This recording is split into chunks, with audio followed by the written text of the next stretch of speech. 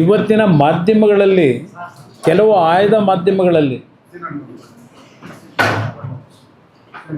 HMTಯ ಕಾರ್ಖಾನೆ ಏನಿದೆ, ಆ ಕಾರ್ಖಾನೆಯ ಭೂಮಿಯ ಬಗ್ಗೆ ಒಬ್ಬ ರಾಜ್ಯದ DFO ಅವರ ಒಂದು ನಿವೃತ್ತಿ ಹೊಂದೋದಕ್ಕಿಂತ ಒಂದು ವಾರದ ಮುಂಚೆ ಈ ಒಂದು ಆದೇಶವನ್ನು ಹೊರಡಿಸಿ, ಕಾನೂನು ಬಾಹಿರವಾಗಿಯೇ ಹೇಳ್ತೀನಿ ನಾನು, ಕೋರ್ಟ್ಗೆ ಸಬ್ಜುಡಿಸಿದ್ರು. ಈಗಾಗಲೇ ಈ ಒಂದು ಭೂಮಿಗೆ ಸಂಬಂಧಪಟ್ಟಾಗೆ HMT ಮತ್ತು ರಾಜ್ಯ ಸರ್ಕಾರದ ನಡುವೆ ಇನ್ನೂ ಮ್ಯಾಟರು ಕ್ಲೋಸ್ ಆಗಿಲ್ಲ. ಇವತ್ತು ಅಲ್ಲಿ ವಾದ ಪ್ರತಿವಾದದ ಹಂತದಲ್ಲಿ ಇರ್ತಕ್ಕಂಥದ್ದೇನಿದೆ, ಈ ಅಧಿಕಾರಿಗೆ ಯಾವುದೇ ಈ ರೀತಿಯ ಒಂದು ಆದೇಶವನ್ನು ಮಾಡ್ತಕ್ಕಂಥದ್ದಕ್ಕೆ ಕಾನೂನು ಬಾಹಿರವಾಗಿ ತೆಗೆದುಕೊಂಡಂಥ ನಿರ್ಧಾರ ಏನಿದೆ, ಕೋರ್ಟ್ನ ತೀರ್ಪು ಬರದೆ ಇವರೇ ಏಕಾಏಕಿ ಏನೋ ಒಂದು ಸುಮೋಟೋ ತಗೊಂಡಿದ್ದಾರೆ ನಿರ್ಧಾರ. ಬಹುಶಃ ಈ ರಾಜ್ಯದ ಕಾಂಗ್ರೆಸ್ ಸರ್ಕಾರಕ್ಕೆ ಯಾವುದೇ ಸರ್ಕಾರಿ ಸ್ವಾಮ್ಯದ ಕಾರ್ಖಾನೆಗಳು ಉಳಿಬಾರ್ದು ಅಂತಕ್ಕಂಥದ್ದು ಇವರು ತೀರ್ಮಾನಕ್ಕೆ ಬಂದಿದ್ದಾರೆ. ಈ ಸರ್ಕಾರದ ಹಲವಾರು ರೀತಿಯ ತಪ್ಪು ನಿರ್ಧಾರಗಳಿಂದ ಈಗಾಗಲೇ NGFನ ಭೂಮಿಯ ಒಂದು ಅಕ್ರಮಗಳನ್ನೇನು ನಡೆಸಿದ್ರು, ಇವತ್ತು ಈ ಒಂದು ನಿಮ್ಮ ಮೈಸೂರು ಪೇಪರ್ ಮಿನರಲ್ಸು ಅದರ ಹಣೆಬರ ಏನಾಗಿದೆ ಶಿವಮೊಗ್ಗದಲ್ಲಿ. ಈ ಕಾರ್ಖಾನೆಯನ್ನು ನಾವು ಪುನಶ್ಚೇತನಗೊಳಿಸಬೇಕು ಅಂತ ಹೇಳಿ ನಾನು ಕೇಂದ್ರದಲ್ಲಿ ಮಂತ್ರಿ ಆದಮೇಲೆ ಕೇಂದ್ರ ಸರ್ಕಾರದ ಒಂದು ಡಿಸ್ಇನ್ವೆಸ್ಟ್ಮೆಂಟ್ನ ತೀರ್ಮಾನಗಳೇನಾಗಿದೆ ಅದನ್ನು ಹಿಂಪಡೆದು ಕ್ಯಾಬಿನೆಟ್ನಲ್ಲಿ ಈ HMTಯ ಒಂದು ಕಾರ್ಖಾನೆಗಳಿಗೆ ಪುನಶ್ಚೇತನ ಕೊಡಬೇಕು ಅಂತ ನಾನು ಹೊರಟಂಥ ಸಂದರ್ಭದಲ್ಲಿ ಕಳೆದ ಬಹುಶಃ 1 ವರ್ಷದಿಂದ ಹಿಂದೆ ಇದ್ದಂಥ ಅರಣ್ಯ ಸಚಿವರನ್ನು ಒಳಗೊಂಡಂತೆ HMTಯ ಭೂಮಿ ಮೇಲೆ ಇವರ ಅತಿಕ್ರಮಣ ಅಂತೀನಿ ನಾನು ಮಾಡಲಿಕ್ಕೆ ಹೊರಟಿರ್ತಕ್ಕಂಥದ್ದು ಸರ್ಕಾರ, ರಾಜ್ಯ ಸರ್ಕಾರ.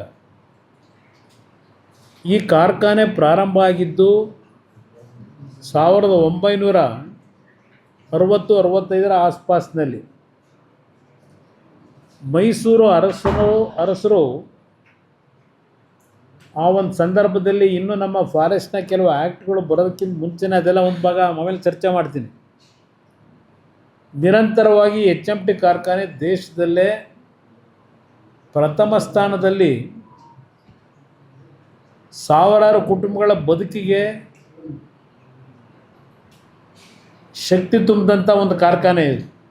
ಇದು ಬರೀ ಕೇವಲ ಕರ್ನಾಟಕದಲ್ಲಿ ಅಷ್ಟೇ ಸೀಮಿತವಾಗಿಲ್ಲ. ಹೈದರಾಬಾದ್ನಲ್ಲಿ ಸುಮಾರು 1200 ಎಕರೆ ಭೂಮಿ ಇದೆ ಒಡೆತನದಲ್ಲಿ HMT. ಈ ಬೆಂಗಳೂರು ಕರ್ನಾಟಕದಲ್ಲಿದ್ದಂಥ HMTಯಲ್ಲಿ ಬಂದಂಥ ಲಾಭಾಂಶದಲ್ಲಿ ಯಾವುದೇ ರೀತಿಯ ಸರ್ಕಾರದ ನೆರವುಗಳು ದೊಡ್ಡ ಮಟ್ಟದಲ್ಲಿ ದೊರಕದೇ ಇದ್ದರು. ದೇಶದ 6 ಭಾಗದಲ್ಲಿ ಬೆಂಗಳೂರಿನಲ್ಲಿ ಉತ್ಪಾದನೆ ಅಂತ ಸಂಪತ್ತಿನಿಂದ ಹಿಂದೆ ಈ HMTಯ ಸ್ವಾಮ್ಯ ಅಡಿನಲ್ಲಿ ಕಾರ್ಖಾನೆಗಳು ಪ್ರಾರಂಭ ಆಗಿ ನಡೆದಂಥದ್ದು ಯಶಸ್ವಿಯಾಗಿ. ಪಕ್ಕದ ಕೇರಳದಲ್ಲಿ ಕಾಲಾಮಸೂರಿ ಅಂತಕ್ಕಂಥ ಪ್ರದೇಶದಲ್ಲಿ ಒಂದು ಒಳ್ಳೆಯ ಉತ್ತಮವಾದಂಥ ಕಾರ್ಖಾನೆ ನಡೀತಾ ಇತ್ತು, ಈಗಲೂ ನಡೀತಾ ಇದೆ. ಹೈದರಾಬಾದ್ನಲ್ಲಿ ನಡೀತಾ ಇದೆ.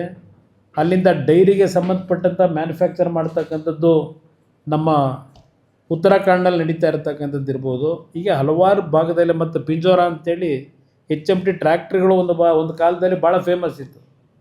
ಅದು ದೊಡ್ಡ ಮಟ್ಟದಲ್ಲಿ ನಡೆದಂಥದ್ದು. ಇವತ್ತು ನಿಷ್ಕ್ರಿಯವಾಗಿರ್ತಕ್ಕಂಥದ್ದು. ಇದೆಲ್ಲವನ್ನು ನಾನು ಗುರುತಿಸಿ ಕೇಂದ್ರದ ಸರ್ಕಾರ, ಪ್ರಧಾನಮಂತ್ರಿಗಳು, ಗೌರವಾನ್ವಿತ ಪ್ರಧಾನಮಂತ್ರಿಗಳು ಮತ್ತು ಆರ್ಥಿಕ ಸಚಿವರು ಅವರನ್ನು ಇವತ್ತು ಹಲವಾರು ಬಾರಿ ಭೇಟಿ ಮಾಡಿ ಸದ್ಯದಲ್ಲೇ ಬಹುಶಃ ಮೊನ್ನೆ ನಡೀಬೇಕಾಗಿತ್ತು ಈ ಒಂದು ಕಾರ್ಖಾನೆಗೆ ಸಂಬಂಧಪಟ್ಟಂಥ ರಿವೈವಲ್ಗೆ ಪ್ಲ್ಯಾನ್ ಇದೇನು ಕೊಟ್ಟಿದ್ದೇವೆ ನಾವು ಆರ್ಥಿಕ ಇಲಾಖೆಗೆ, ಪ್ಯಾರಿಸ್ಗೆ ಹೋಗಬೇಕಾದಂಥ ಹಿನ್ನೆಲೆಯಲ್ಲಿ ಆರ್ಥಿಕ ಸಚಿವರು ಅದನ್ನು ಮುಂದಿನ ವಾರಕ್ಕೆ ಅಂತೇಳಿ ನಿಗದಿ ಮಾಡಿತ್ತು ಸಮಯ.